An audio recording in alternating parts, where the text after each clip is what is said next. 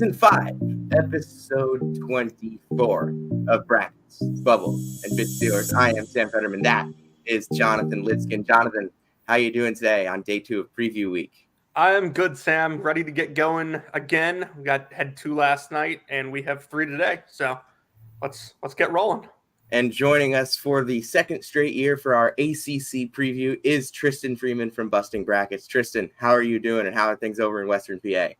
I'm doing good. And you guys for having me again. Apologies for the dark setting. As you can tell, winter is coming soon. And it's not much light anymore, but that also just means that college basketball is finally here.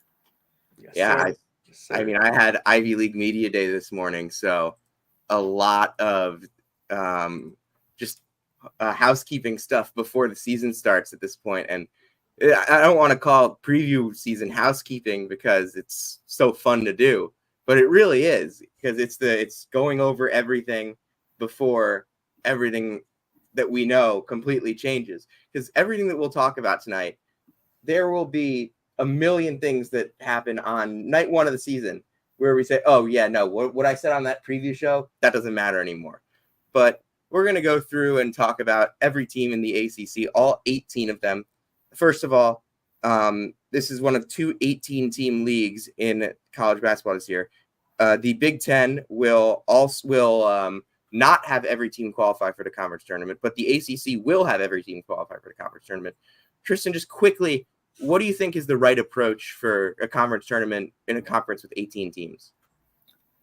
Yeah, I think especially with the ACC last year, you saw the 11th seed NC State make their miraculous run from day 1 and win 5 games to get there. So you want to give teams a shot, but at the same time, the bottom 3 or 4 teams aren't really going to make a run. And if anything, they could possibly beat one of the bubble teams in the tournament and take them out. And as we've seen, probably not as extreme as Gonzaga and WCC, the goal was for conferences to get as many teams in and their best teams into a tournament. So if you just want to knock off the teams that have no shot and would do nothing but play spoiler, I don't necessarily mind it, although you ideally want every team in college basketball to have a shot come March 1st when, no one is officially dead. But it's hard for me to get mad that a team that finishes 3-17 in league play has their season end 1 game early and not just travel for a conference tournament knowing they're going to get bounced.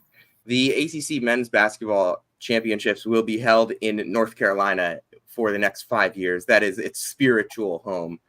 I was not at the tournament in DC. I did not go when it was in Brooklyn, so I can't say what it was like there, but I think Charlotte and Greensboro, that's the spiritual home of the ACC, Jonathan. Yeah, especially when Duke and North Carolina play in the tournament, even NC State, I guess you could throw in there too. But when Duke and UNC play and that tournament is in North Carolina, I have heard that those fans are absolutely insane. And it is only right that the tournament is held in a state where 4 of the conference's well-known teams are home. Yeah, and then, I mean, it's a league that obviously it has 18 teams, but in basketball, the most important 2 are always Duke and North Carolina on a national scale.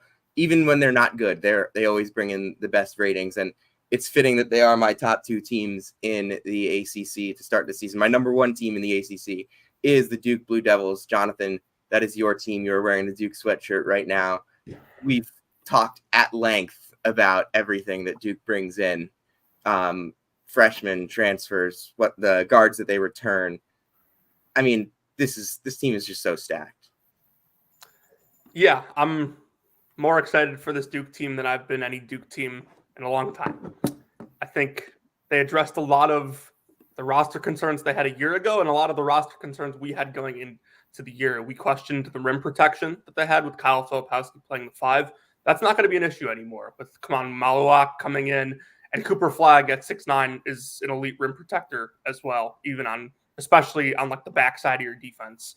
And then I think they were a really good shooting team last year. I don't know if they'll be quite as good without Jared McCain, but Con Kneppel is an excellent shooter. You hope that Proctor and Foster both improve in that areas. And the thing about Proctor is he didn't really live up to the expectation last year, but you have to remember he was a reclass. Last year was supposed to be his original freshman year. So I could see a sort of like Wendell Moore type breakout from him this season as now a junior.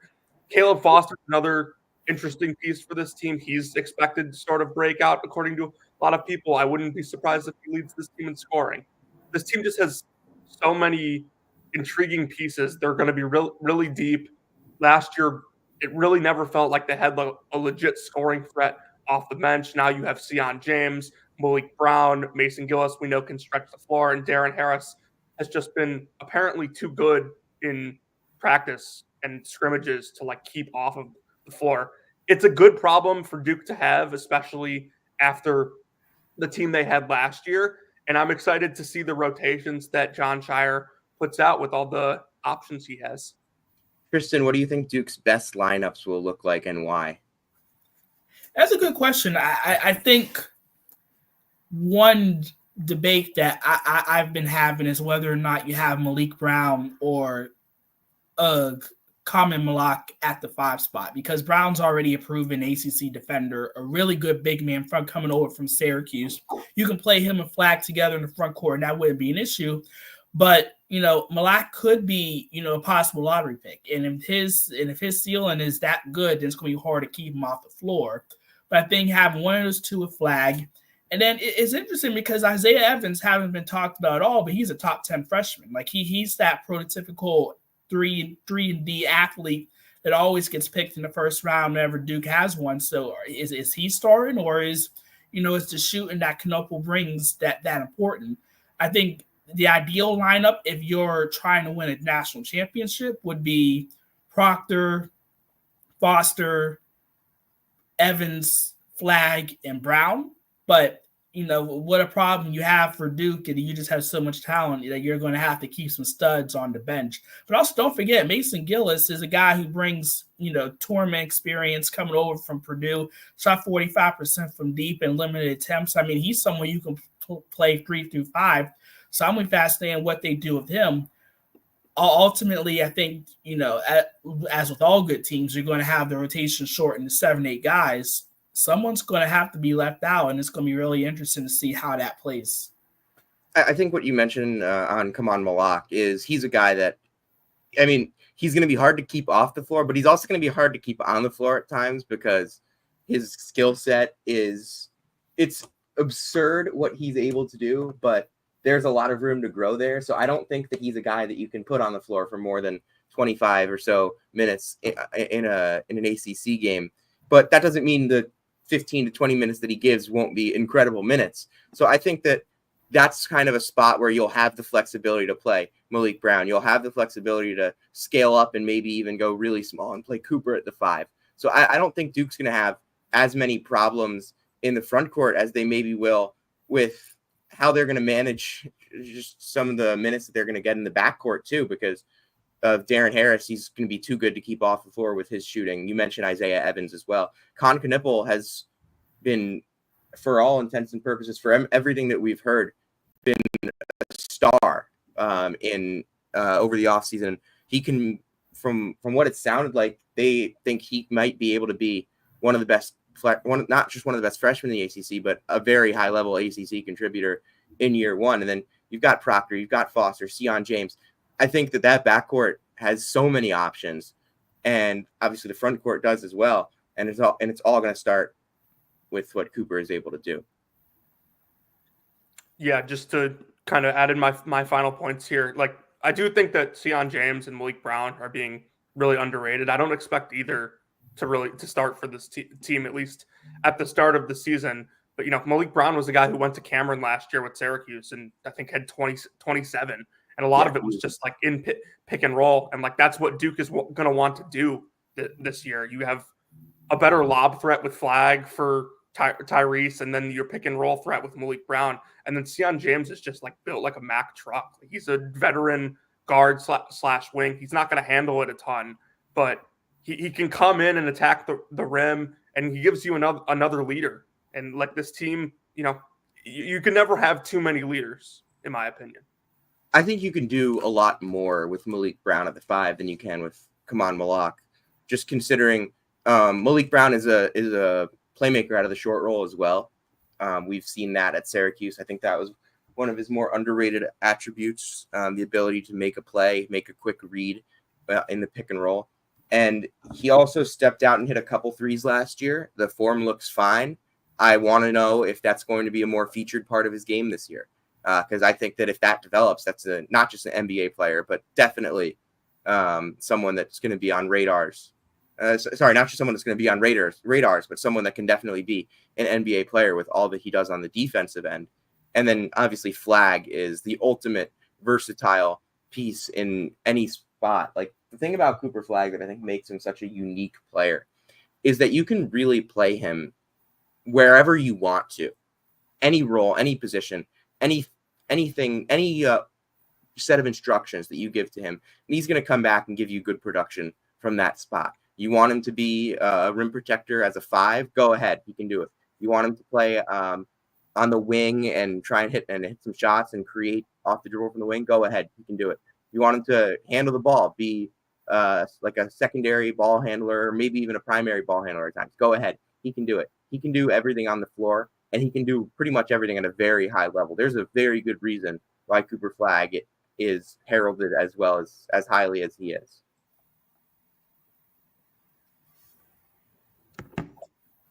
And I think the one thing about John Shire's teams over the last 2 seasons is they've improved as the season has gone on. Each of the last 2 years, I remember thinking to myself, wow, Duke looks a lot better. Or I'm thinking in March, wow, Duke looks a lot better than they did when I watched them a couple months ago. They look a lot better, a lot more cohesive. They got a lot better towards the end of the season last year. Obviously, they had an early exit in the ACC tournament. They had the losses to North Carolina, but they played like that game on the road against NC State where they were just able to put on the gas pedal and pull away late. It looked like a team that was resilient and ready to go into the NCAA tournament and make things happen. And they did. They were able to be physical in that game against Houston. They dominated a really good James Madison team. And then the NC State game, the NCAA tournament, that is, I mean, we can have a whole podcast just on that. And I'm pretty sure we did after that game.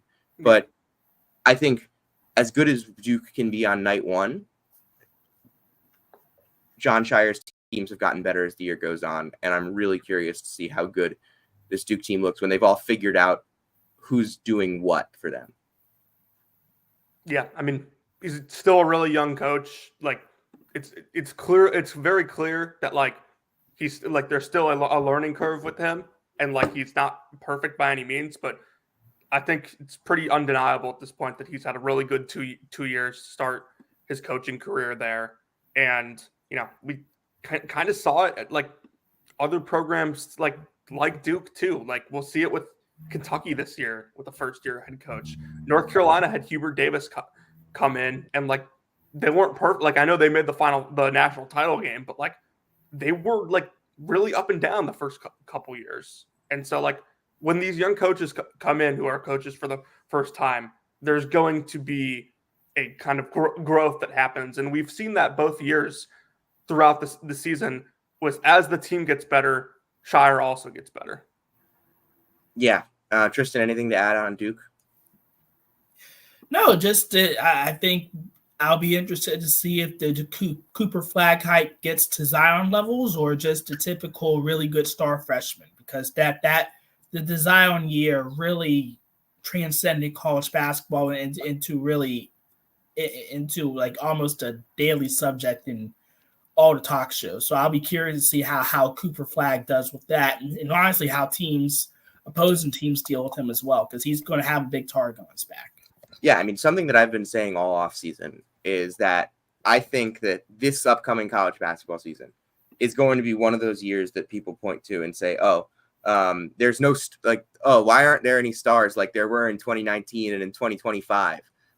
Because Cooper Flag, Ace Bailey, Dylan Harper, those guys, we have freshman stars that are going to be NBA, that are going to be on NBA radars, getting these Ball is Life mixtapes all season long.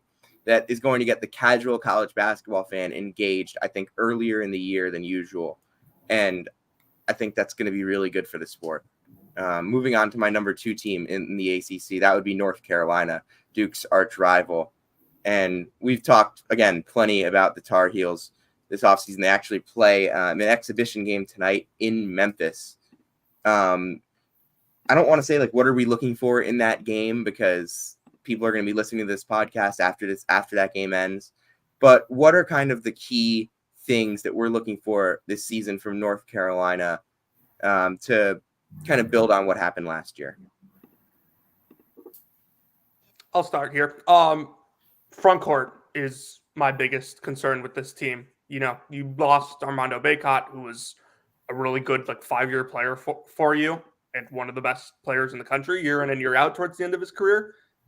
Like, I think their guards are good. I think their wings are really good.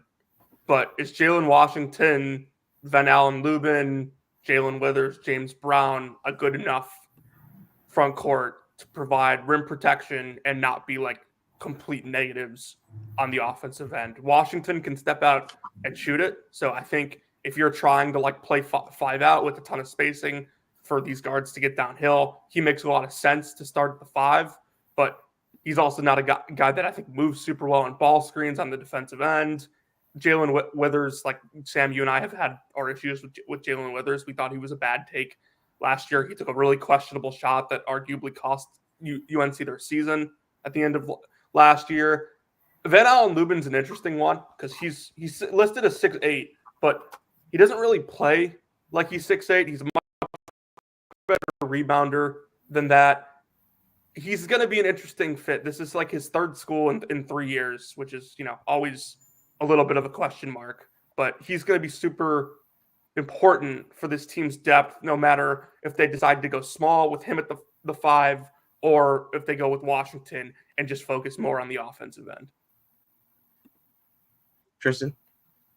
Yeah, I don't have a ton of optimism for the front court. If we're talking about a team that can go to the Final Four and make a run, I'm just not super into, you know, Van Allen Lubin and Tyshawn Claude and Jalen Withers. But I think it'll be interesting to see how the 5-star freshmen, Ian Jackson and Drake Powell look, because neither of them has gotten a ton of hype, you know, for being 5-star guys. And if those two play well, then you can effectively allow Kate Tyson to sort of play in that 4-man role. And so if you don't trust your bigs, then you can play as few of them as possible by having a small lineup. And you can do that with RJ Davis, Nelly, Cadeau running the backcourt together. So I'm definitely interested in how the wings look, because if the wings are good, then it will take away from what kind of impact the front court has to have. And you can basically just have Van Leuven play 30 minutes at the 5 spot and the others rotate and sort of negate that issue. So I'm curious to see how they look. I'm hoping that for North Carolina's sake that Elliot Cadeau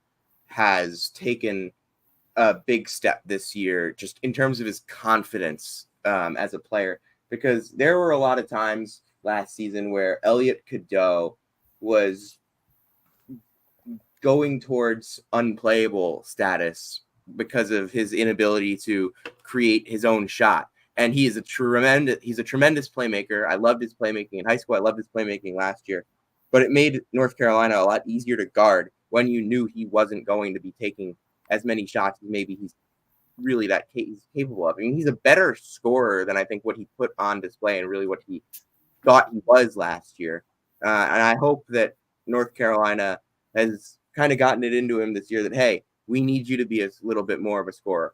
Obviously, still, you got to look to pass, but you have to look to score as well, because it puts a lot of strain on RJ Davis when he's getting as much defensive attention as he is, because Cadeau isn't able to handle the load of being a point guard. Because being a point guard isn't just being a passer. Being a point guard is being a guy that's going to create opportunities, and creating opportunities involves dragging defense away from everybody else. And you can't do that if you're not any threat to score. And I think that's kind of, at the end of the day, why Elliot Cadeau only played 13 minutes against Alabama in their loss in the Sweet 16, and why, because they were daring him to shoot, and he didn't have the confidence to make it happen, make it work.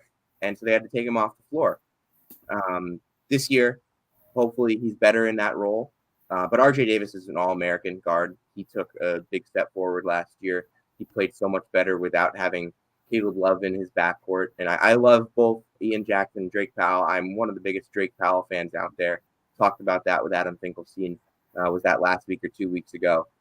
And I think that they'll both have a big impact from the start this year. And definitely agree that North Carolina is going to try to play with Tyson at the 4, Powell at the 4, to keep it to just one big on the floor. Yeah, I think it's pretty crucial for them this year that either Seth Trimble or Elliot Cadeau takes a relatively substantial step forward shooting the basketball. Like you said, Sam, like Elliot Cadeau was, they just dared him to shoot last year. But there were a lot of positives with Cadeau too. He was a real big help on defense, in my opinion. He does a good job pressuring the ball. And I think Seth Trimble does a pretty good job of it as well. You just need one of those guys to be able to not be a negative to your offense this year. And in North Carolina's defense, they didn't really have a better point guard option than Cadeau last year. We kind of saw what they were the year before when RJ Davis tried to play point guard, and we knew it wasn't good. He is much better in an off-ball role. And so if Cadeau can take that step forward, this team's going to be one of the best backcourts in the entire country. Tristan, anything to add? No, I think, we've seen really big highs and really low lows in the Hubert Davis era. I'm kind of curious on whether or not this team will take a step back, or can they maintain being an ACC Final Four contender. I think that's what I'm mostly looking for. If there's someone in this front court that does take a step up, who do you think that would be?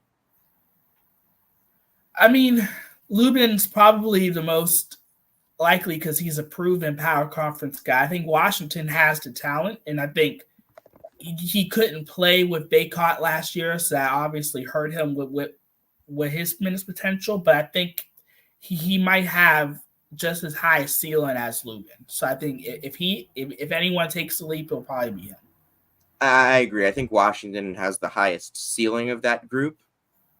Lubin probably the highest floor of anybody that they have in that front court. Moving on to my number 3 team in the ACC. It's a team with a new head coach and a new roster. Big drop from 2 to 3 in my mind in the ACC. Got Louisville at number 3. Tristan, what were your thoughts on the Pat Kelsey hire and the roster that he built? Yeah, obviously a big hire just in the fact that he was just a complete 180 from Kenny Payne, which there's such a lull whenever he speaks. There's obviously excitement in how Kelsey operates and enthusiasm that the fan base is behind on. And then, they just was able to land as many power conference transfers as possible. And that's obviously big because, these guys like Chubby Hepburn and Corin Johnson and Kayshawn Pryor, these are guys that aren't going to be afraid to play in the ACC. And I think just from a roster building standpoint, they did incredibly well.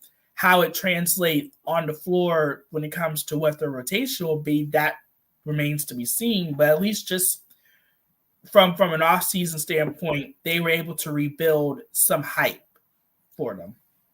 Totally agree with that. The reason why Pat Kelsey has been such a good move for Louisville, it's just Pat Kelsey. I don't think there's a coach, like every single coach in college basketball, in order to be a college basketball coach, in order to work in college basketball in any way, and I said this last night as well, is some level of psycho. Pat Kelsey is maybe the most chaotic, good energy type guy in the sport in that sense. You talk to him for 5 minutes, even you could talk to him for 2 minutes and come away thinking this guy is an insane human being. And obviously mean that in a good way. He is such a ball of energy. He's crazy, but he's crazy in a way that makes other people crazy and kind of just creates a culture of we will be we're going to believe in ourselves and we're just going to attack this with so much enthusiasm that it's impossible that we're going to fail. Terrence Edwards, one of my favorite additions in the portal in the entire ACC, was the best player on a really good James Madison team. Second James Madison mention of the show already.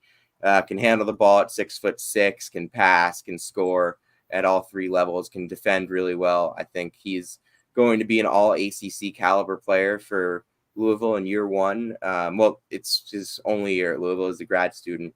And then, yeah, you mentioned it, getting experienced power conference guys. Chucky Hepburn was Wisconsin's leader in Evan Mia's rankings last year. He was probably their most consistent piece throughout the year, because Storr had his ups and downs, and Stephen Crowell is the jag of all jags. Tyler Wall had some moments, Klessman had moments, but Hepburn was kind of more stable last year than he had been in past years, and I think that he's ready for this move at Louisville. Corin Johnson, great shooter. Noah Waterman had a really good year at BYU. Javon Hadley is a tough guy that can really play a bunch of roles. The concern for this team is obviously at the 5 spot, because Kason Pryor is really good, but he's not a great defender at the 5. And the question then comes, is James Scott ready to make the jump to the ACC? Because I think James Scott is really good. I watched him. I got the chance to watch him in person when Charleston came and played at Hofstra, and he really impressed me. Really good athlete, does a lot of things around the rim, can run the floor. But the concern is that maybe he's just not quite ready to take that step up and be an ACC big man. And I think, yeah, maybe that's true. I think eventually he'll be really good. The question is that going to be this year, or is that going to be down the road? Yeah, I'm also a fan of this Louisville team. I think that Pat Kelsey did a really good job IDing guys in the portal who he knew could fit his system. Like, I think this team's going to play fast. They're going to space the floor. My question with them is the front court defense. Like, can you protect the rim?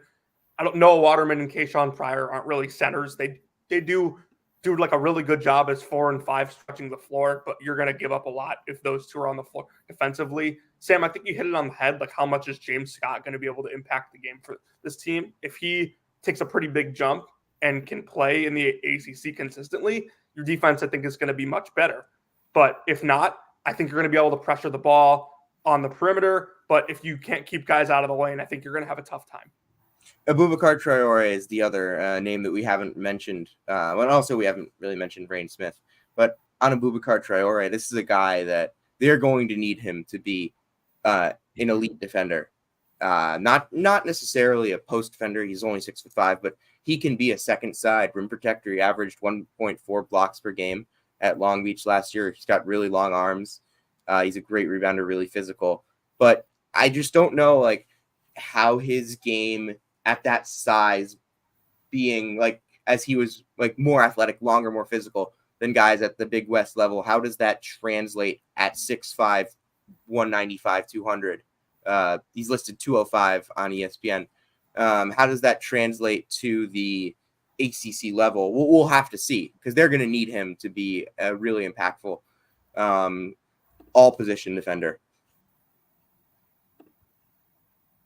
Yeah, I would just say I think what their ideal lineup in rotation is going to remain to be seen, because they do have a center in Frank Amsterdam, but I think he's probably the worst player on the roster. So it's kind of hard that you're going to give him a lot of minutes. You can have some really potent offensive lineups, but they're going to be really bad on defense. And you can have some really good defensive lineups, but they're probably not going to score a lot. So what's going to be the balance? And who are the guys you're going to play, especially on the wings? Because, Javon Hadley is a proven power conference guy, but is he going to get in over Terrence Edwards or Traore? That remains to be seen. So I'm definitely curious on what the opening rotations are going to look like, because they're very deep. But Kelsey did play 11 guys at Charleston, so he probably can do that. But, trying to see which rotation works out, against power conference competition, it might take him a while. And I'm interested to see, like, if Connie Ruths is ready to play at the ACC level. I'm not very high on him, but I mean, he's got a lot of fans, and maybe there's something there. I'm just not sure if he's there yet. Yeah, offensively he's probably not, but defensively I definitely could see him getting in the mix because of how hard he plays on that end. moving forward, the next couple spots in the ACC, there's a lot of teams that you could argue around here, and I wouldn't mind just swapping some teams around. But right now at number 4, I actually have SMU. Like, this is a team that's really talented. Andy Enfield, probably going to finish around the Enfield zone again, but that's that would be a good result for SMU in year 1 in the ACC. Would you guys agree with that? Mm-hmm. Yeah, for sure. I love this backcourt. I think AJ George is super underrated from Long Beach State. I thought he had a great year for them. Boopy Miller, we know what he can do with the ball in his hands. Sam, I know you'll probably talk a ton about how much you love Matt Cross. He's a phenomenal player, like all ACC potential. I just this is a lot of new pieces. It's kind of the same thing. Like, they don't have as much talent as Louisville, but kind of the same situation where you're bringing in just a ton of new guys with a new head coach, and we're going to see how they mesh. Like, can Johan Traore jump back up to the Power 5 level and play at a high level? Remains to be seen. They have a ton of bigs that I'm just not sure what you're going to get out of them. I do like that they have guys in the backcourt that can score, because we know where that's going to come from. Defense is another huge question with this team. BJ Edwards started 30 games last year, and we're probably not going to see as much of him this year, but I think he could have been a guy that took a step up if they didn't bring in Boopy Miller, but they did bring in Boopy Miller, and that just elevates the team so much more than what they would have had with Edwards, who I think had a fine year. But Boopy is one of the best scorers in the ACC, can take the ball in his hands and really do a lot. We know what Okendo can do. He kind of had a down year last year, but they're probably not going to be asking him to do as much on the ball as he did at Georgia. And at Oregon last year, he just struggled to fit in. Matt Cross is the guy that I like. Is one of the. I remember when Matt Cross entered the portal, I immediately identified him as a guy that would be one of the most underrated pickups wherever he went. He was 15, 8, and 3 for a UMass team that was really difficult for anyone in the A-10 to play against. He can stretch the floor. He was 54% from the field. He averaged 15 points on less than 10 field goal attempts per game. He's good defensively. He's tough. He's very experienced. He's played at the ACC level before. Granted, he did not play well at the ACC level, but I think that Matt Cross is going to be able to step in and be a very high-level contributor for SMU. And then I've heard good things about the Turkish big, Samet Yigitoglu, 7'2", 270 on the SMU website. That is a legit, 265. That's legit crazy size. And there's been a lot of buzz surrounding him. Maybe he can step up and be an immediate impact player for the Mustangs this year. Yeah, if you want to be positive on SMU, and this isn't even a basketball thing, but rather SMU just as a program, ever since coming to the ACC so far, has excelled in all the other sports. Their volleyball programs making history, their football teams ranked. Clearly, as a university, they went out and gave resources to all the main teams so that they could come in and be competitive in the ACC, and that could work for basketball. They added a lot of guys who, at one point in time, were big prospects coming out of high school. These are guys who put up big stats at previous spots, but none of them really was winning. Johan Traore is a 5-star guy at Auburn, but had to go down to UC Santa Barbara to have an impact. Will he be someone that produces for them? Same thing with Tibet Gournier from San Jose State. You mentioned Matt Cross. He didn't really do anything at those programs, and also he was reportedly a locker room issue. And Frank Martin kept him in check, but will the new coach be able to do that as well? I'm not so sure. I do like the backcourt with Boopy Miller and Chuck Harris. Quendo's a solid guy. I think this is a roster that can compete in the ACC. They're certainly not going to be in the bottom, but I personally have them more in the middle tier. Yeah, and I think that's totally fair. I look at 4 through 10, 11 as there's 4 through 10, I think I have like 20, 25 spots in my top 100 separating them. Like there's not a huge gap between these teams. I could see them in a lot of different ways. And SMU is just a team that, for me, when I was doing these rankings, came up a little bit higher than some of the other ones. And then my number 5 team in the ACC is Wake Forest, with Hunter Salas coming back. Jonathan, is this the year that Wake Forest can finally break through and make the NCAA tournament?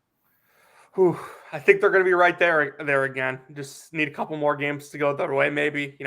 Everyone kind of thought they were going to get in after they beat Duke at home last year, and then they kind of just fell off a cliff towards the end of the season.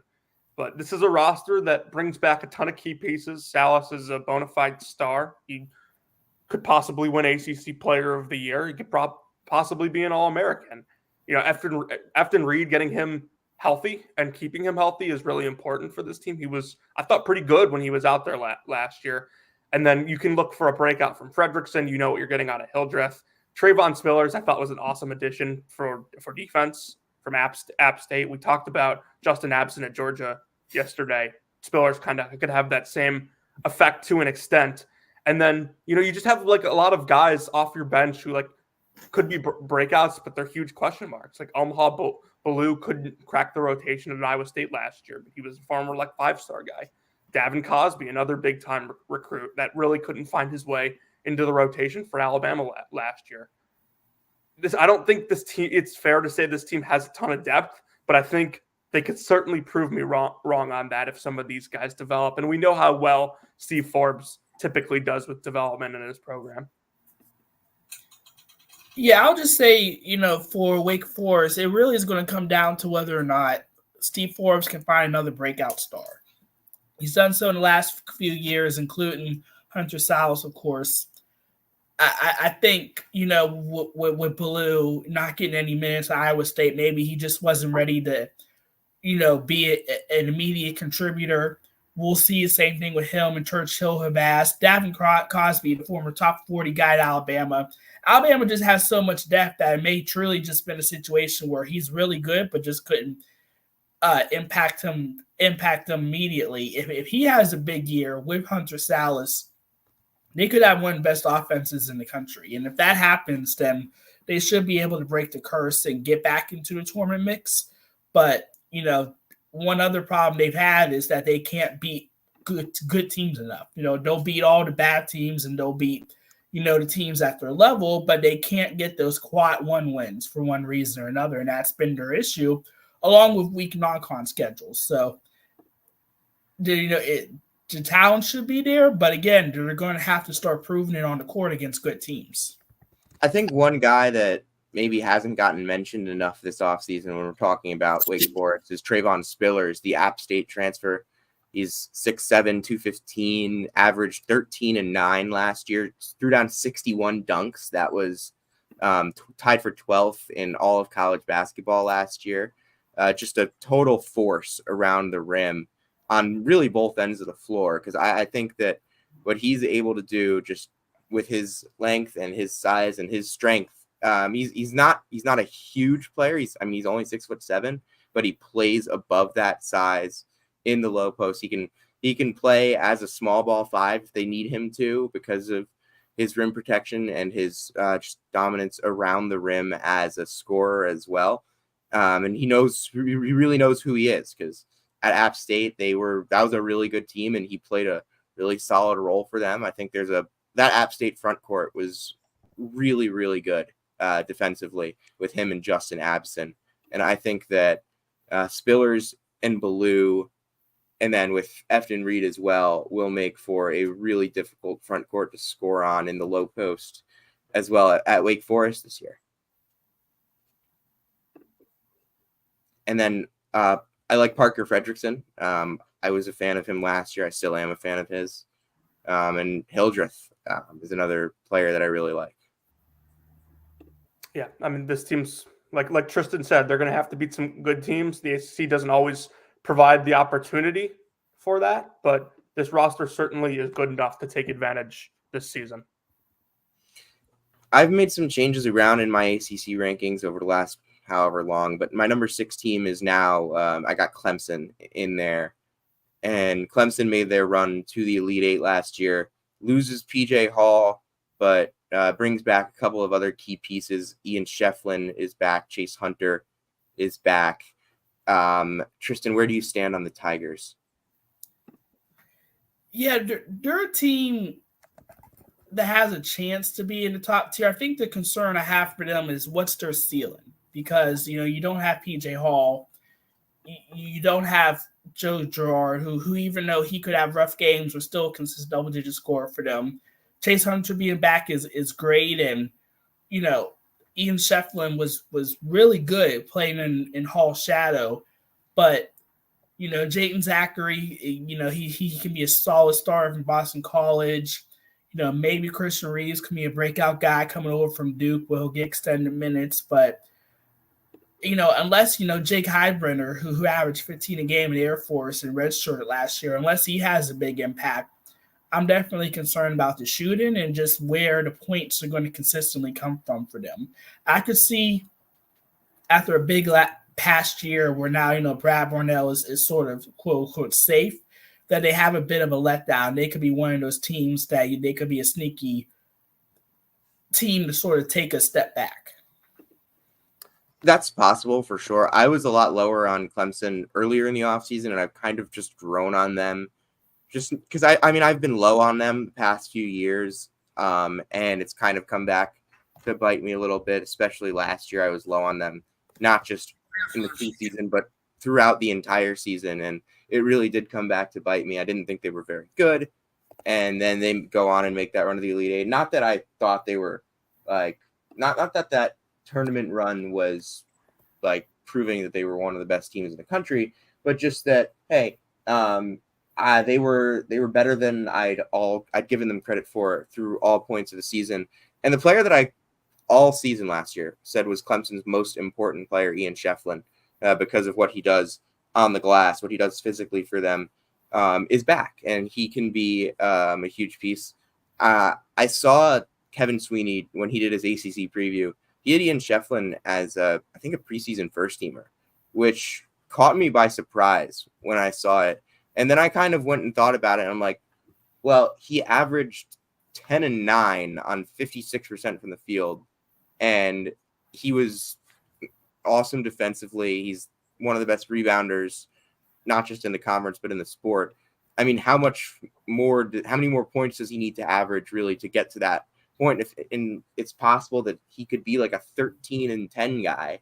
And with his defense, and if Clemson's good, that could be enough to get him on like a first or second team in the ACC, just considering how much he impacts the game in so many other places. I think Victor Locken is a solid addition. He's obviously no PJ Hall, but he can do a lot of stuff in the post. He's pretty good down there. And then I think Chase Hunter had a huge NCAA tournament and really turned a lot of heads, including mine.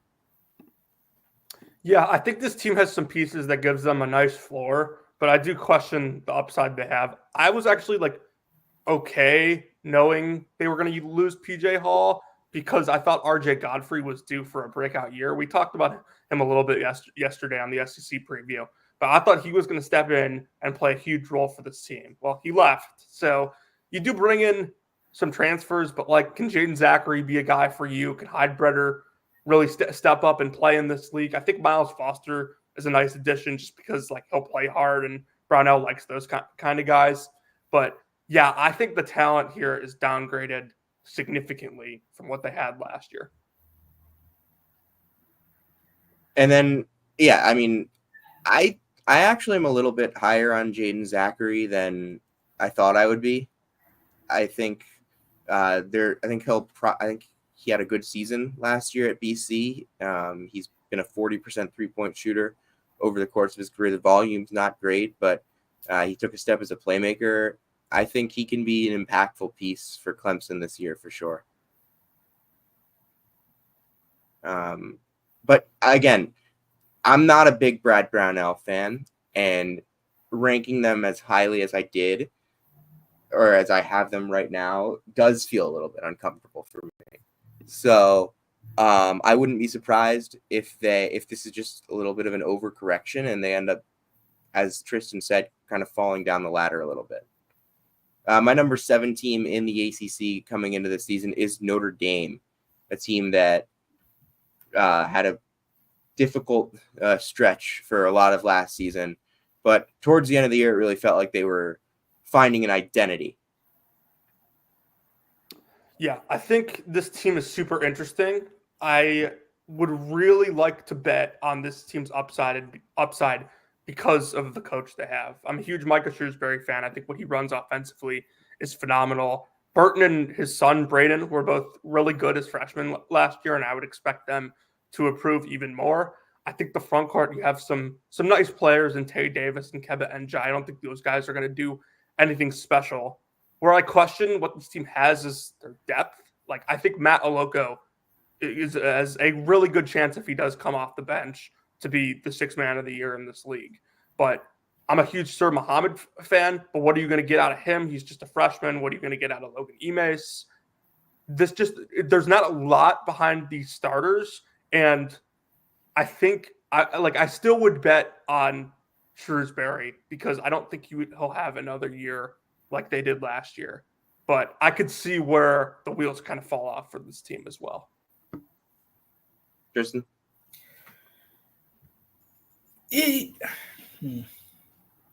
I love the fact that Brayton Shrewsbury, after a really slow start to the season, had a big sort of breakout second half of the year where he was a starter and a legit double-digit scorer. Marcus Burton is going to be a guy that can average 20. I just feel like they might just be barely a better version of what they were last year because I don't know if they really improved in the front court. Just because you have big bodies don't mean that they can play at the ACC level. So I'm curious on what, Burke Chupar and Nikita long last name, Koskanavisky. Konstantinovsky. Yes. Yeah, you got it. Like what they do, Kerry Booth, I obviously he was a project, but I feel like a sophomore version of him may be better than those guys. You bring back Tate Davis, who's a solid guy, but I'm not sure what kind of leap this team can make unless they're just so good offensively where 1 through 4, they can just shoot the lights out in an ideal Micah Shrewsbury offense to where they'll be good. They'll be a little bit better than last year, but I also think that teams are going to just find a way to slow Burton and Shrewsbury down and limit how potent they can be on offense. And plus, their defense still remains a question in my eyes. I mean, they were the number 39 defense in the country last year. And that number doesn't look quite right looking at it right now on KenPom, but they were. And I think Tay Davis was a piece of that. Marcus Burton was a good point of attack defender, but yeah, he does struggle off the ball.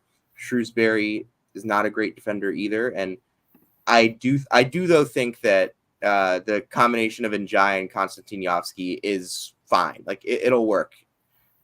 It's better than what some other teams have in the ACC.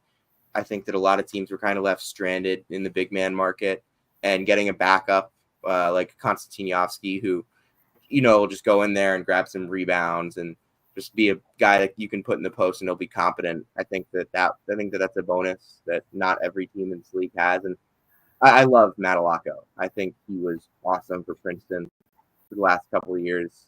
He's a leader. He can hit shots from everywhere. He can do a lot on the floor. He's a really efficient player. I think that is the guy that Notre Dame is going to lean on maybe more than people think. Yeah, totally agree. My next team in the ACC. Where's my doc? Right here. Number 8 in the ACC, I have Miami with Jim Larinaga and a kind of retooled roster. Nigel Pack, and Matthew Cleveland are back, but around that, there's a lot of change. Tristan, what do you think about the Hurricanes this year? Yeah, I'm probably higher on them than almost anyone else's. I personally have them 3, and just because I just think that they have third most talent in the league. Obviously, you lose a lot. I know Chad O'Meara is an interesting player because obviously he's a double machine. He plays hard. He's a physical guy, but at the same time, Miami was just so small with him in the lineup. And when you have Matthew Cleveland, who's not the greatest defender in the world, I think that played a part in their weaknesses last year. But you bring in Lynn Kidd, who's a proven ACC guy after his breakout year at Virginia Tech. Brandon Johnson was a 14-8 guy at ECU, and we've seen in the past the ECU transfers play very well through new stops. And then Nigel Pack is one of the best pure shooters in the country, and he's going to have a big year again. You know, the transfers, I don't think Jalen Blackman's going to score 20 a game at Miami, but I think he can be a double-digit guy. And then Jalil Bethea might be one of the best freshmen in the country. And I think ideally he's going to have the ball in his hands and let Pack play more off ball. And if he's as good as I think he can be, then they're going to have one of the best starting lineups in the country. And, you know, we'll have to see if the defense works out, but I also don't think that Jim Larranaga is going to have another down year compared to last season. Jonathan? Yeah, this is a team that I think is fit really well to what Jim Larranaga wants to do. They're going to shoot a lot of threes. They're going to play really good offense. I think on the positive side, they have more definitive scorers off the bench than they did last year. It would be really uncharacteristic if they were as unhealthy as they were last year a second time. But they did, I think, downgrade in the front court. I don't think Lynn Kidd is bad, but he's certainly no Chad O'Meara. I think a lot of what this team is going to be kind of depends on what you get out of Lynn Kidd and Brandon Johnson. Like, those are the two where, like, Lynn Kidd has ACC experience. Brandon Johnson's coming from a bad ECU team. How do you fit him in this culture? I wasn't like a huge Jalil Bethea fan when I watched him, but I think he does fit really well in the system. Like, he can shoot it from anywhere on the floor. Sam, I know your line about Bethea that he's really good at what he does, but he doesn't do a lot or something to that extent. But yeah, I do think that, like, stealing Staten McCray from FAU was important for them, and then getting Jalen Blackman from Stetson was also super important. Yeah, I think that Jalen Blackman, if he can hold up really, if they can play Pack, Blackman, and Bethea together, and that can be, and that's not going to work defensively, but if it can work even a little bit defensively, there is a ridiculous amount of offensive firepower between those three that give this team a super high ceiling. I love, Jonathan, you mentioned my line about Jalil Bethea being like really, really good at 10% of basketball, but it's the 10% of basketball. But, like, it's such an important 10% of basketball that it doesn't really matter that he's not good at the other 90% of basketball. And kind of Blackman is the piece that I'm looking at and saying, all right, is he going to be able to step up and make the leap to the ACC from the ASUN? Stetson was a really bad defensive team last year. They were a really good offensive team. Obviously, that's kind of Miami's MO as well.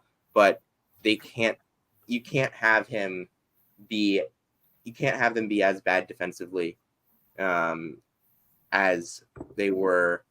They were really bad offensively last year for what they were trying to do, but they need to be good enough offensively to offset defensively how bad they would be if they played Blackman, Bethea, and Pack together.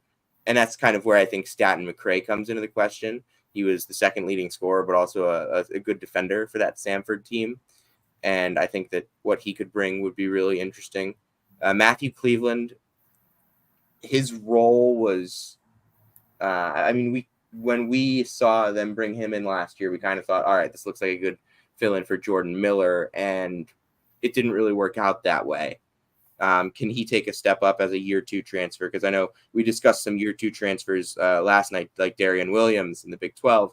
Can Matthew Cleveland take a step up as a year two transfer, year two, and what's kind of a unique system in college basketball? Not a lot of teams do what Miami kind of does.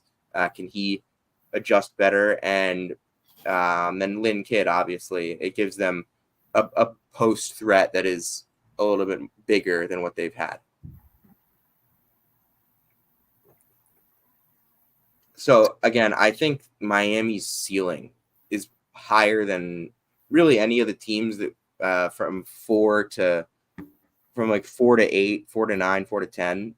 But the floor there, I just feel like there's a chance that it kind of goes not all the way as badly as it did last year, but it kind of turns in that direction again.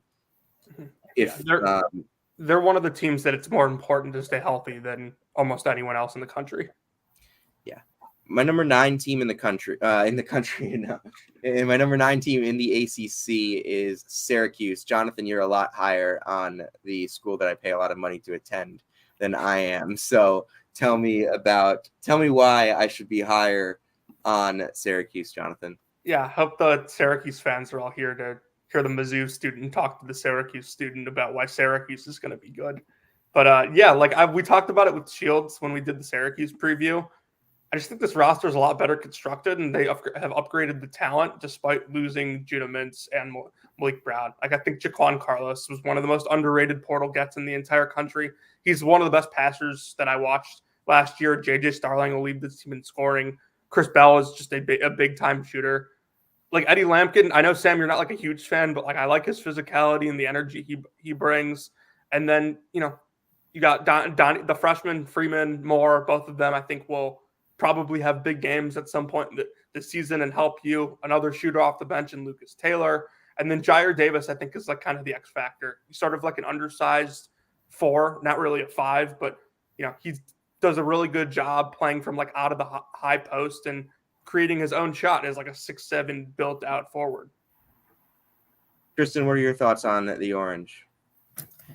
Yeah, I think, addressing the center position was huge. I mean, they figured it out once they, just had Malik Brown play primarily at the 5 instead of Naheem McLeod. But losing Judah Mintz is going to be big.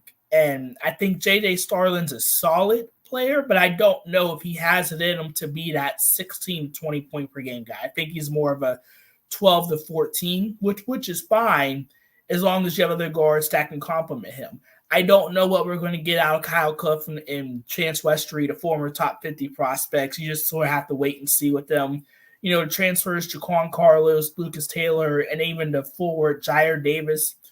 Good players, but, again, their impact's unknown. I do think Chris Bell could be the breakout guy for them because, you get rid of the log jam on the wings that he dealt with the other guys. I think he's going to be the clear one to go to guys. And, having Eddie Lampkin, if nothing else, he's just going to be a solid big. And the center position is probably the one position I'm really interested in the ACC because there are some teams that have really good centers and there are some teams that really don't. And I think the ones who have an advantage there, can really take advantage of it. I think that's where Eddie Lampkin can shine.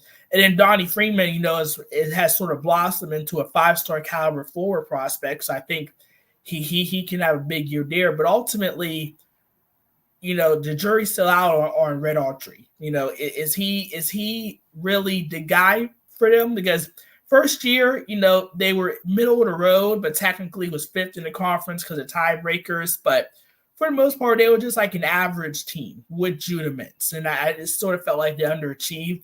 If they take a step back, it won't be shocking.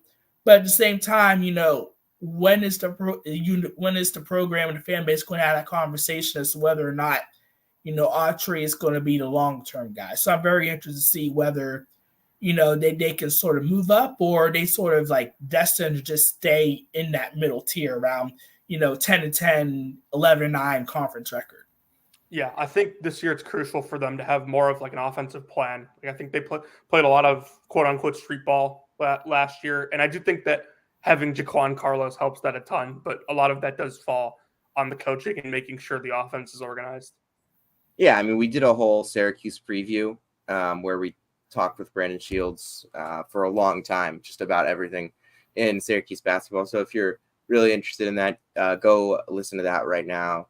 Yeah, I think Jaquan Carlos, huge addition, gives structure to the offense. Eddie Lampkin, I don't think he's going to be a great defender, but the fact of the matter is Syracuse has not had a post-scoring threat and a rebounder like that, and they really needed that. Just a guy that can get in there, be physical on the offensive end, You can throw the ball into him and he'll have the ability to post up and score. They didn't have that last year. And I do think that, like, in some ways, losing Judah Mintz is an addition by subtraction because of what you can do offensively when you don't have such a ball dominant guard.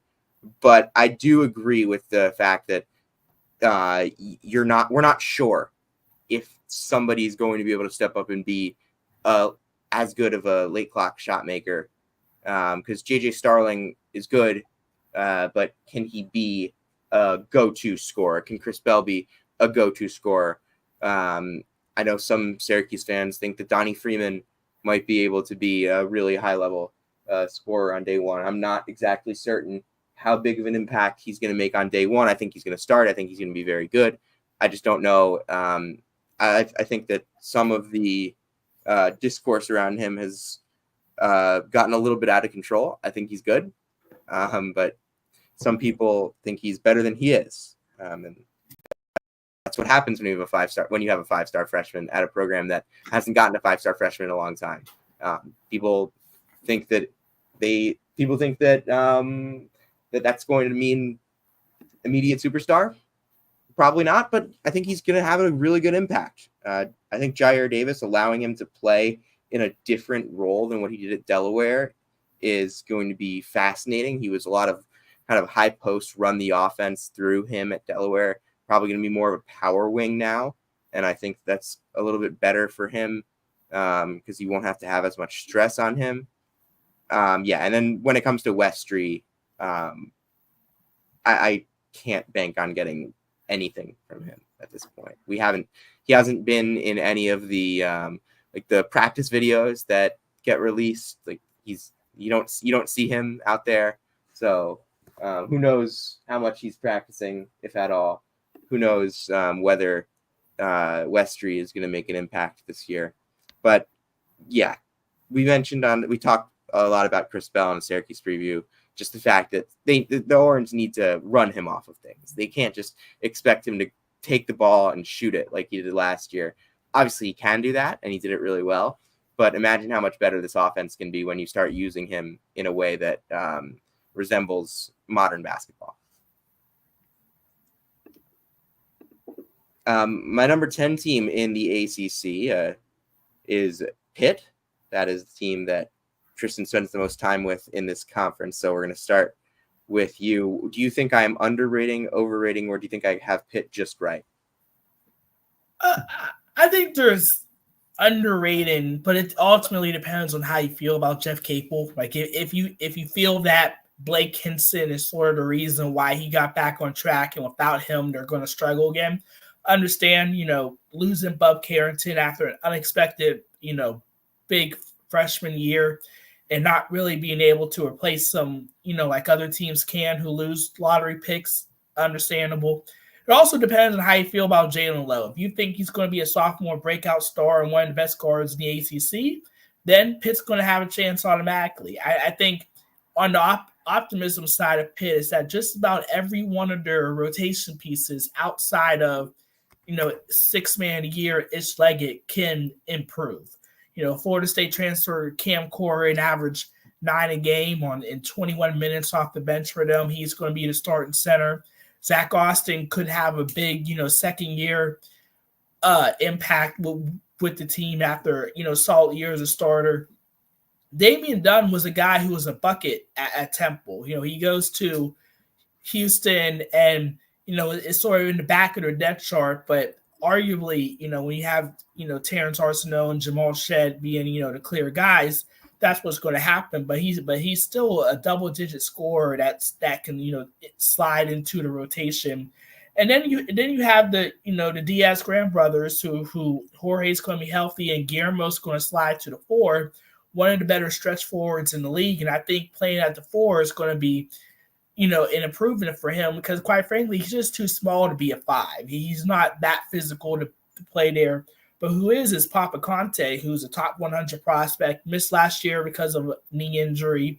He's a very skilled big man. There's a lot of hype around him where if he and Corhin can give, 40 minutes of good production there, I think Pitt's going to be in a solid spot. But without too much, high level proven talent on the team, I can understand why people aren't necessarily as high. Yeah, I mean, I think Jalen Lowe is going to have an awesome season. I think he was really good down the stretch last year. He stepped up big, but yeah, losing Hinson is a huge loss. He was the key piece for everything that team did. Such a tremendous shooter, scored 19 points a game last season, and unless you think Damian Dunn is going to be able to score at the level that he did at Temple, which I'm not sure he can do in the ACC, I don't think there's a lot of scoring coming from the wing. The kind of swing piece that I'm looking at is the Bosnian freshman, Amsal Delelak, however you say his name. Probably not going to be like a super high scorer, but if he can come in, play some good minutes and hit some shots, it would relieve the load off of what they would need in jumps from guys like Dunn, Austin, and Corin. Yeah. The analytical metrics are really high on this team. Ken Palm's got these guys at 38, Torvik at 51. Like, I could see where they're that good if you get the Jalen Lowe breakout. I thought Cam Corin was a really nice addition from Florida State. He had a big game last year at the end of the season against Pitt. I think he was actually the Ken Palm MVP of that game. But yeah, you kind of know what you're getting out of Leggett. We'll see what they get out of Dame Dunn. I'm really glad, Tristan, that you mentioned Papa Conte, because I really liked him as a recruit. I think if he can find his way into this rotation, he is the sleeper here. He's a really nice piece on the defensive end that you can rely on. So, I'm not super high on this Pitt team either. Like we've mentioned many times that the middle of this league is jumbled, but I could see where Pitt gets to as high as like 3 or 4 in this league if things go their way.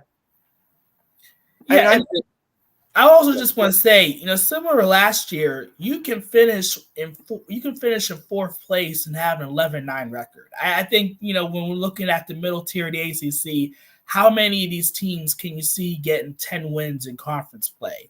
And Pitt showed even last year they can get wins on the road, and that was probably one of the more impressive. Obviously, the Duke win, of course, but I think this is a team that can win at home or away. I think, obviously, looking at last year, they kind of got screwed by the fact that Missouri decided not to play again after beating Pitt at their place and West Virginia having a complete meltdown of a season. But that was a tournament team. And I think you're bringing back several pieces from a tournament team and some solid transfers. I think that alone is why, Pitt fans should feel optimistic that if nothing else, they're definitely not in the bottom tier and can at least compete with anyone else in the middle tier outside of the 2 blue bloods. The thing that I find fascinating about Pitt last year was the day after their final game of the season, they ranked 41st on Ken Palm. They ended up 33 in the final rankings. So without playing a single game, they rose 8 spots, presumably because of how well the ACC did in the NCAA tournament, just boosting their strength of schedule and strength of record to a point where and then some of the teams below that, some of the teams that were slightly above them, which let's see who were slightly above them. Boise State, Colorado State, Cincinnati, Nevada, Clemson. Maybe some of those teams. Those Mountain West teams losing early in the tournament. Yeah, the Mountain West teams losing early for sure dropped them. But just fascinating way of the of how Ken Palm works. Number 11 in my ACC rankings is Virginia. I've seen a lot of rankings that have Virginia a lot higher than this. I think that Virginia is kind of in a period where we really need to evaluate what's going on with that program, because if this year they take another kind of, if they have another year this year where they are offensively just completely anemic, we really do have to take a look at that program. And I'm not saying that you would ever get rid of Tony Bennett, because you can't. He's a legend there. But just, I think Virginia needs to take a look in the mirror. Tony Bennett needs to take a look in the mirror and figure out a way to modernize offensively more so than what they've done over the past few years. I think that they lost a lot of pieces from last year's team. The only key returner is Isaac McNeely, and you can look at that as well. They're losing a lot of guys that helped them put up a terrible offense, but they're also losing guys like Reese Beekman and Ryan Dunn, who were the beacons of that defense. It's just a different roster construction this year, and I think maybe they are going to play slightly differently. I think Day-Day Ames coming in is, if he is as good as he can be, that's a guy that you can go out there, give him the ball, and he can get you a bucket, which is something Virginia badly needs.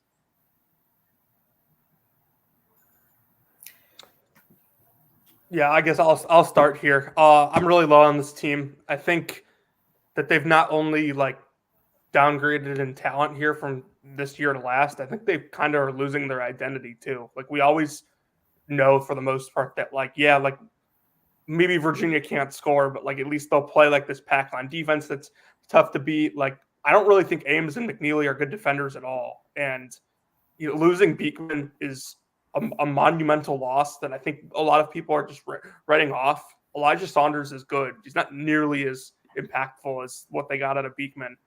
Blake Buchanan and Jalen Worley just kind of are what they are. Tane Murray, I thought was straight up bad when he came in for them last year. The line I heard, I think it was Kevin Sweeney who said this, that Virginia runs their offense they're not even looking to score.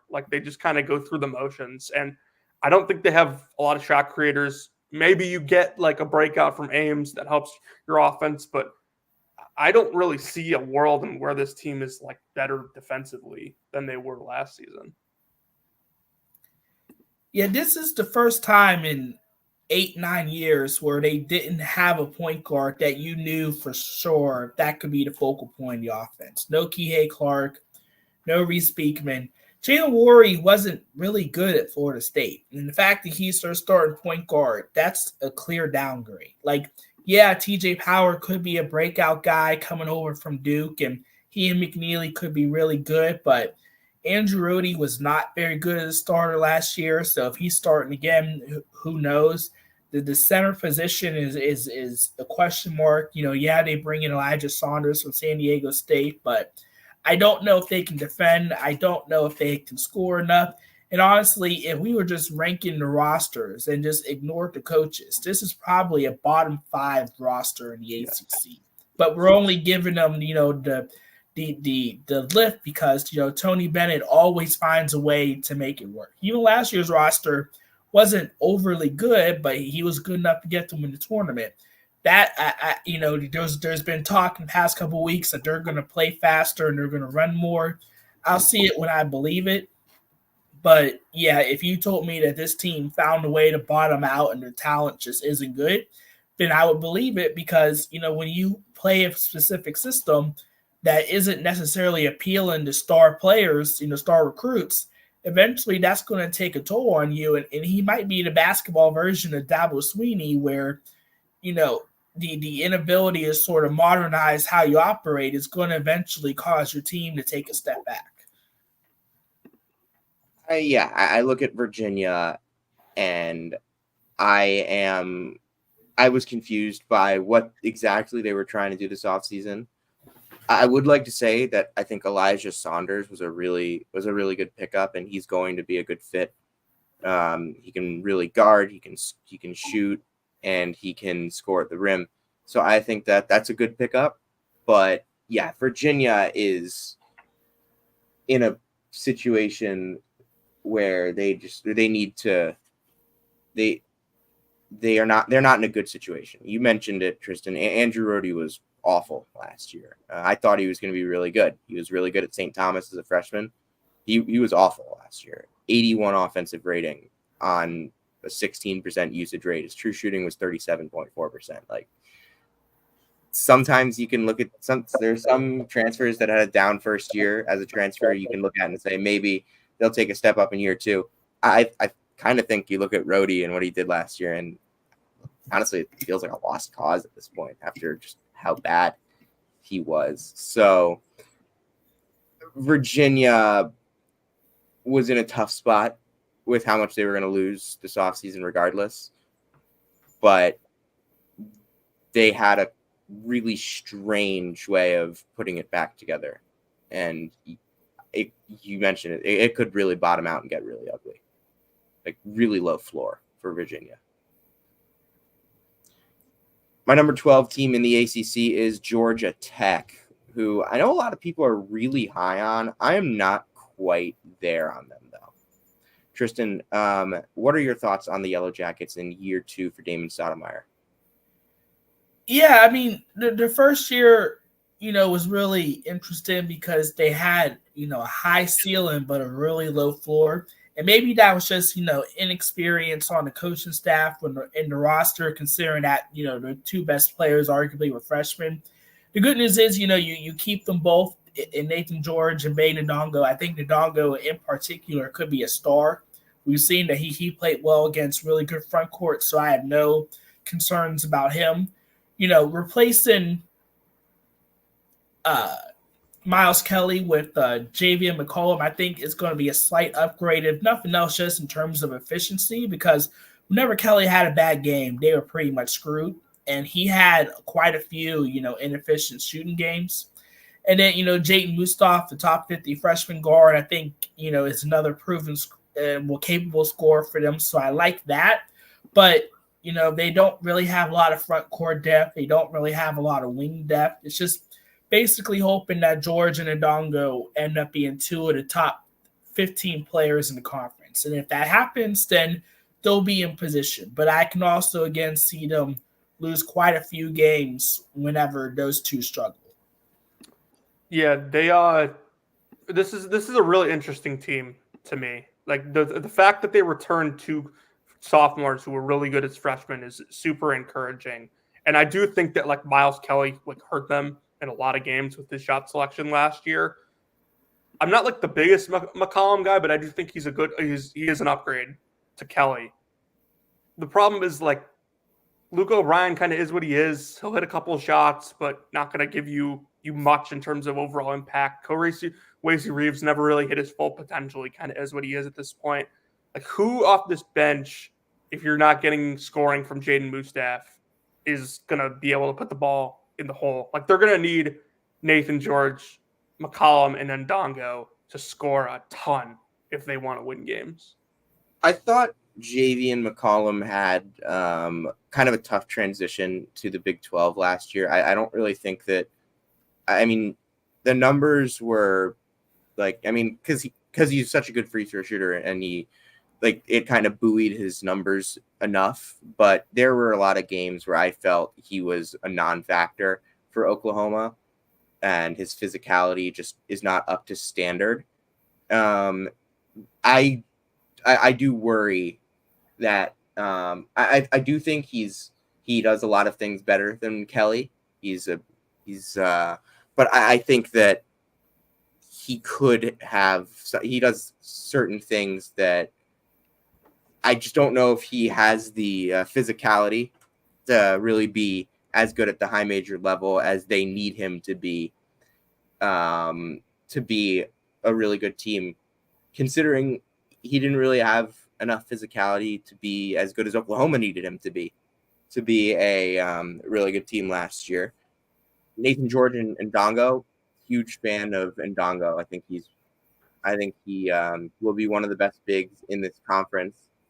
But you mentioned it. There's not a ton of other pieces that I can look at and point to and say, all right, I know that you're going to get good production there. So Georgia Tech, I think that they're building something interesting. I think that they're recruiting better than they have been in the past. So definitely a program to keep an eye on, but I'm not there yet for this year the way some people are. Number 13, I have NC State, who just made a run to the Final Four and then had a really odd transfer portal window. Jonathan, I know we've discussed this. You want to get into that a little bit?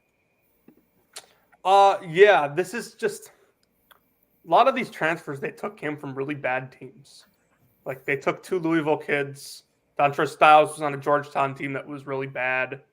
Like it's not, and like I think maybe people are really underestimating the losses. Like we could talk about Horn and Burns and how good they were, but like Mohamed Diarra was unbelievable on the glass and defensively for them down the stretch last year.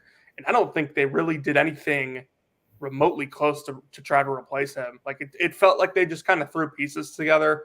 Marcus Hill can really score, and they do bring back a point guard in Michael O'Connell. But, this is another team that, like, it kind of felt like they were just trying to take, like, as many, like, former high recruits as they could get and put together a roster. I'm really not a fan of this team at all. Like, a lot of people, like, people talk about people talk about that run that NC State made last year. Mohamed Diarra might have been, like, the most important player on that run. He was everywhere on the floor in the outside of the Louisville game in the conference tournament, which he played 18 minutes. From the rest of those games, the last 9 games of the year, he averaged 9.6 points, 12 rebounds, and 3 stocks. Played 33 minutes. He was doing everything, everywhere. And I think that losing him, and maybe they didn't really expect to lose him because I think he had another year left, if I'm not wrong. Did he? I think he had one more. Yeah, and they didn't. I don't think they're going to have that level of physicality, that level of rebounding from anybody, and I don't think they're going to have. I don't think this team's going to be good defensively. I don't really think they're going to be great offensively either. I think they're just kind of going to be a fairly uninspiring team to watch. I don't really think there's going to be, like, I don't want to call them the most uninteresting team in the country this year, the way I talked about Oklahoma State last year. But there's not a ton on this roster that really intrigues me. Yeah, it's just fascinating because I saw NC State twice in a 2-week span last season. It was a senior day when they basically looked like they quit, and part of it, they looked like they were going to be done, and the coaches are going to get fired. And then see them in Pittsburgh in the first 2 rounds of the tournament, and they looked electric. And obviously, DJ Burns and DJ Horn played a big part of that. But Brooks was a really strong player in March as well. And I think he can be, a key big for them. And look, the Louisville guys, I think Mike James and Huntley Hatfield was probably the 2 best guys on that Louisville roster. And now that, they're out of that situation, they're obviously proven players. I think Huntley Hatfield was an all ACC player in the second half of last year. So I think those were good pickups. And, we'll see what Marcus Hill does. I don't want to look at every 20-point scorer from the mid-major ranks that moves up and assumes that all of them are going to be great, because that's obviously not going to happen. But I think he can be a solid piece for them with Jaden Taylor and Michael O'Connell. So they'll take a step. Well, they won't take a step back because they were 11th team in the ACC a year ago. But I think they can finish around that range again. And I'll be interested to see what Kevin Keatts will do with the target off of his back, at least for a little while, because he was definitely on the hottest of seats. And he found a way to make it work, and I think he can at least make them fairly competitive again. Yeah, Kevin Keatts did his best Wayne Tinkle impression. I don't think NC State's going to be as bad as Oregon State turned out to be. I don't think they'll be close to that. I do think Jaden Taylor is probably going to be the best player on this team this year. I think that he could have a big year. But yeah, there's not a ton that gets me excited for NC State basketball this year. 14, 5 teams left this conference. I think that 18-team conferences are just too big. So 5 teams left. 14, I have Virginia Tech, who is in an interesting spot. They lost a bunch Mike Young is probably entering the year in a spot where they know they're not expecting a ton, but he's not the safest right now, I wouldn't say. What do you guys think of Virginia Tech? Yeah, this is a roster that doesn't strike me as one that's all that interesting. I do think that like Heiser Miller was a good player last year when they stopped trying to throw games and the gambling scandal stopped. Jaden Schutt's a really interesting addition. Like he was a big time shooter in high school and then like looked like something weird changed in his form last year at Duke. He redshirted, so like wasn't like a guy that was like playing a ton, but it just like looked from like practice stuff that something weird was off with his form. Like Ben Burnham has obviously been part of a lot of winning, and I think Tobu Lawal is like the name, like the underrated name to know for this team. But yeah, like just not a lot off the bench. Like like your second group is going to be a lot of sophomores and freshmen, and I'm not really sure that their starters are like all like that interesting either. Like you really have nobody that can create their own shot on the perimeter outside of Heiser Miller. I'm really interested to see like how Mike Young tries to make this work and, if they're better than I anticipate. Yeah, we've seen Mike Young do really well with past transfers in the front court, like Kebe Luma and Justin Mutz, guys who were solid defenders and all-around guys, but weren't elite offensive players, and he turned them into all-conference scorers. Lawal did not show that kind of offensive ability at VCU. So he's going to be his greatest project yet. But if he can turn him into, a competent scorer at this level, that will help. But yeah, when you lose guys to the portal that you didn't have to, like Padula and Kidd, especially considering the Kidd just became a starter, that's a red flag for a program. When you're seeing guys jump ship early. Maybe because their NIL's not good. I believe they had Jordan Ivy Curry committed at one point, but then he ended up going to UCF and he picked a backcourt logjam instead of being a clear starter at Virginia Tech. So that's a problem.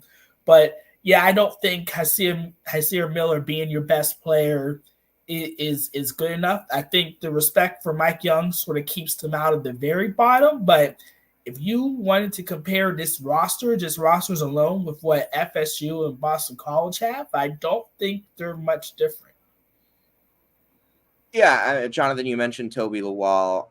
I love Toby Lawal at VCU, but I don't think he's skilled enough to play, to really be great as a high major player.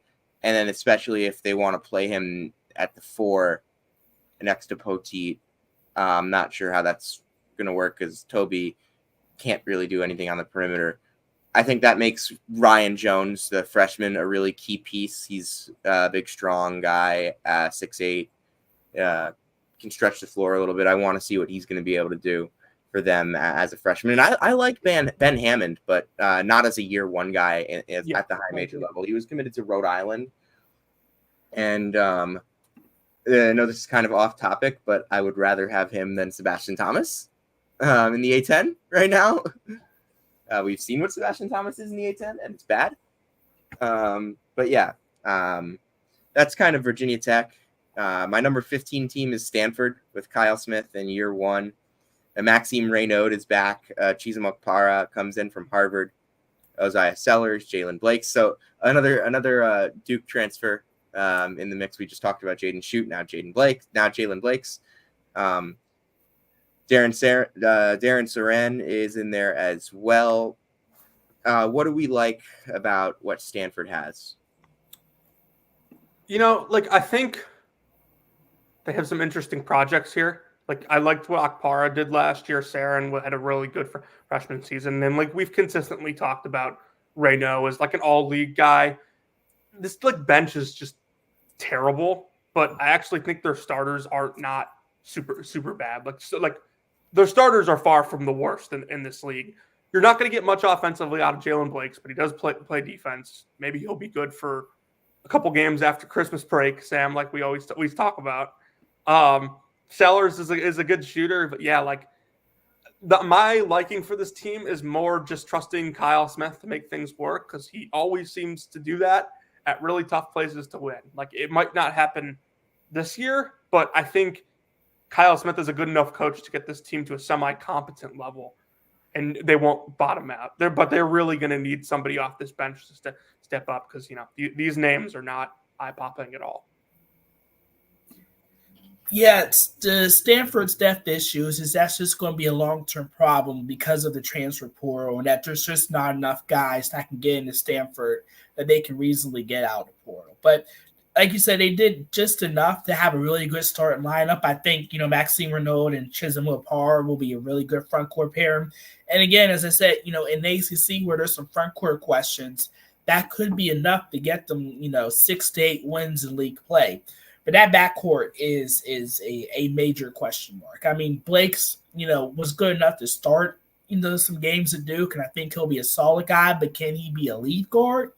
I don't know. Darren Saron, the Irvine transfer, we'll see what happens there. But yeah, their backcourt could be, if their backcourt is just solid, then they could probably be a sneaky team to watch because, Kyle Smith has shown that he can take decent pieces and make them great. So I believe in them long term. We'll see what happens when it comes to being able to keep and maintain talent. But I do think that the front court alone should keep them in solid position. My one concern with Chisholm is like he was more athletic than the fours and stronger than the fours in the Ivy League. I don't know if if the way that he played is going to match up as well against ACC guys. I think he's really good, and I think it could. But I think that he probably takes. He's probably not going to be able to. Obviously, I don't think anyone's expecting him to average 16 and 5, but I think we could see a step back in his production for sure, even beyond maybe what some of the thought process is on him. I still think he can be pretty good, though. Sellers can be an interesting piece on the defensive end for sure, though. That backcourt, as you mentioned, there's the depth there is bad. The starting group is probably not good either. What happens if Maxime Renaud gets hurt? Like this team is on par with Boston College and Florida State. Moving on to 16, Stanford's rival Cal, who has just a litany of transfers coming in. I'm not really sure who's going to be really good for this team. It's a fascinating group. What do you guys think about Cal's roster for Mark Madsen in year 2? Yeah, I think, last year's team for Cal had star power at the top with AMAC and Jalen Tyson, but no depth. And that's why, they couldn't win enough games to overall be largely competitive. This year, I think they have a ton of depth. I think they have a lot of guys that you could see find a way in the rotation, but who's their star? I mean, can Stojakovic really be, the best player on the ACC team? We'll see. I think you can arguably make a case that their best players are all, wing forwards when you include, Ola Joseph from Minnesota and BJ Omot. Lee Dort and Madi Sissoko, solid. You're not going to get anything, world changing, but, they're big bodies that can play the ACC. And then they're just going to have to figure out, which of those guard transfers are going to be the guy. And the concern I have from there is it reminds me of what happened with Louisville at the end of the Chris Mack era when they had, 3-star and caliber guards and none of them worked out and it just kept changing over and over again. You eventually need to find out who your lead guard's going to be. Will it be Javon Blackshear from Grand Canyon? Could it be DJ Campbell? We'll see. But, I think the lack of star power is going to hurt Mark Madsen. And this is sort of, his first true year because he benefited from all those seniors and Tyson having a huge year. This is where we're really going to see what he can do coaching-wise. Yeah, this is a interesting collection of players for sure. I think Madsen did a really good job at Utah Valley, and like Cal's a really tough place to go win and consistently get good players. I liked Petratus last year at Air Force, but we saw Heidbreder really not have an impact at Clemson last year. I know they were a good team, so it might be a little different, but like I think they're probably expecting like Petratus, Stojakovic, and Omat to be their best players. And like I don't mind Stojakovic, like I don't mind Omat, but like there's a reason I think that like guys like those were available for Cal and not at better schools. And the same I think can be said about Madi Sissoko. Like this is just I'm interested to see who steps up for this team. I'm interested to see who they got in the rotation, the way they mix these lineups, because this is just, a lot of new stuff going on in Northern California. I'm interested to see how Jovan Blackshear looks for them. He was at Grand Canyon for a long time. He was a 16-point-a-game scorer in 21-22 there. He played in 26 games last year, but his role took a big downtick. I'm wondering what his role looks like, because I think he's a good player. I just don't know if he is. I mean, I think there was an injury at some point for him. I think it was in 22-23, and maybe he just hasn't been fully the same since. But maybe he could be a piece for them in this backcourt. Petritis is a guy that I liked at Air Force, but you mentioned it. Air Force guys have not translated up quite as well. I think Ola Joseph is fascinating, but yeah, this is not a team that has a ton of exciting pieces. Speaking of teams that don't have a lot of exciting pieces, Boston College is my number 17 team in the ACC. Earl Grant, it's a really difficult job. I think did a good job to get Dion Brown, but the rest of this team, it's bad. Yeah, we talked about a couple players already on these previews that Boston College lost that we like. Jaden Zachary, one of those guys, and I talked a lot about Claudio Harris yesterday, who I thought had a big year. I mentioned Devin McLaughlin. Later today, we'll mention Prince Oligbe. Yeah, like I don't really think that Chad Venning's a ACC caliber player at all, and like I think like you're relying a lot on Dion Brown and maybe like a breakout from Josh Beadle. This is a really confusing roster in my eyes that I don't think has really that good of a chance to be overly competitive at all. Like BC went 8-12 last year, and like we look at the guys on that roster, and as you mentioned it, Zachary, Harris, Mason Madsen. We didn't even mention Quentin Post. Yeah, no, I'm getting him. McLaughlin, Oligbe, and then obviously Quentin Post, who was one of the best players in the ACC last year, and they still went 8-12. This roster, like I think, like 5 of those dudes would be the best player, or the second best player on this year's team. Dion Brown is probably pretty solid, again, but a big step up for him in competition level. So yeah, this could bottom out.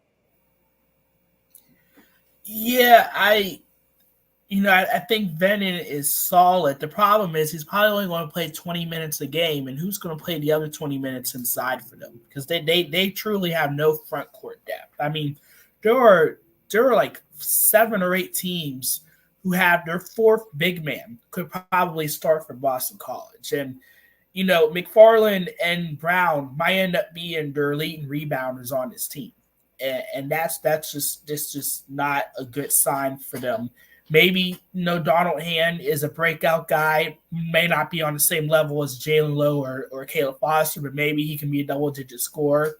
But they just, they always find a way to at least be competitive and feisty, but I'm not sure where their fight's going to come from, because I just don't see if they have even a top 30 player on this team in the league. Yeah, this is, I mean, like at least the team that we're going to talk about next has like a guy that's probably one of the 5 or 6 best players in the conference. This team, no, not like none of that.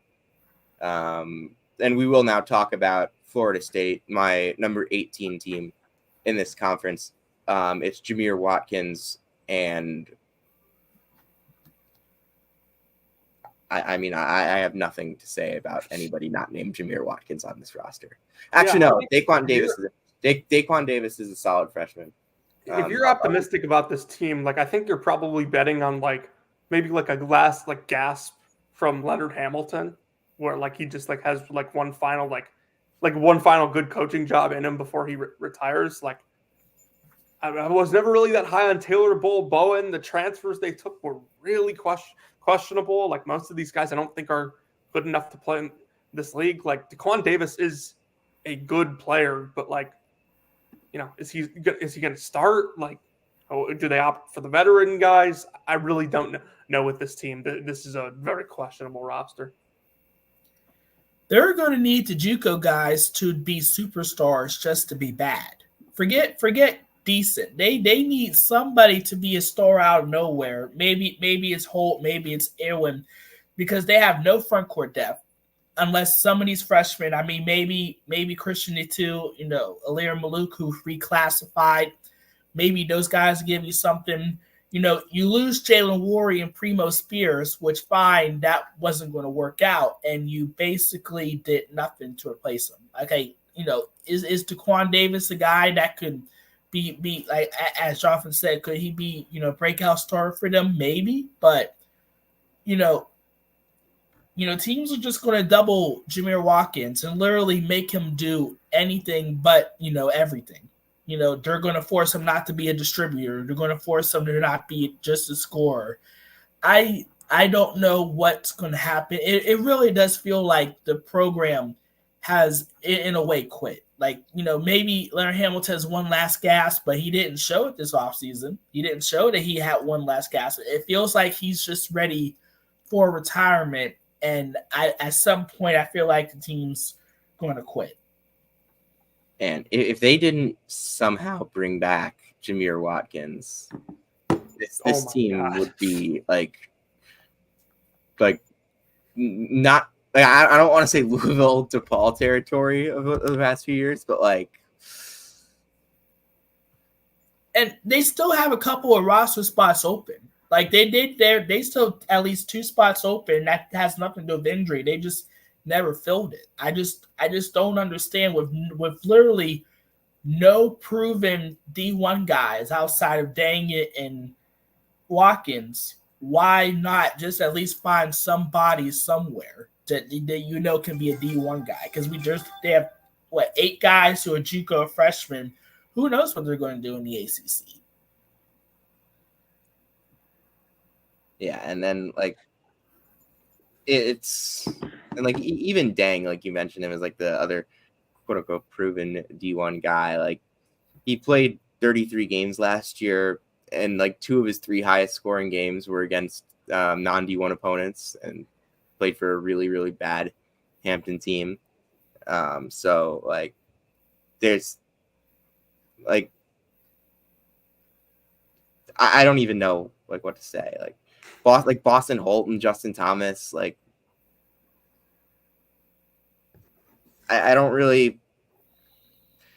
Although I do want to talk about how much I like Jameer Watkins. Just to say, like Jameer Watkins was the most underrated player in the ACC last year because he did not make an All ACC team, but in conference play he averaged 16 points, 6 rebounds, 2.5 assists, 2 steals, a block. He shot 47% from the field, 36% from 3. He was carrying that Florida State team.